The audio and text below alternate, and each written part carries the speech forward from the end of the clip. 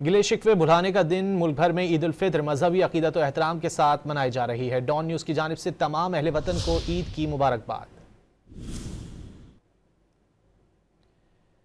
मुल्क भर में ईद उल फित्र मजहबी अकीदत और एहतराम के साथ मनाई जा रही है। डॉन न्यूज़ की जानिब से तमाम अहले वतन को ईद की मुबारकबाद।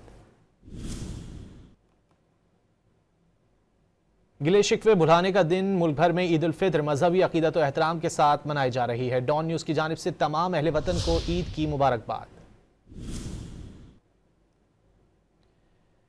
मुल्क भर में ईद उल फित्र मजहबी अकीदत और एहतराम के साथ मनाई जा रही है। डॉन न्यूज़ की जानिब से तमाम अहले वतन को ईद की मुबारकबाद। गिले शिकवे भुलाने का दिन मुल्क भर में ईद उल फित्र मजहबी अकीदत और एहतराम के साथ मनाई जा रही है। डॉन न्यूज़ की जानिब से तमाम अहले वतन को ईद की मुबारकबाद। मुल्क भर में ईद उल फित्र मजहबी अकीदत और एहतराम के साथ मनाई जा रही है। डॉन न्यूज़ की जानिब से तमाम अहले वतन को ईद की मुबारकबाद।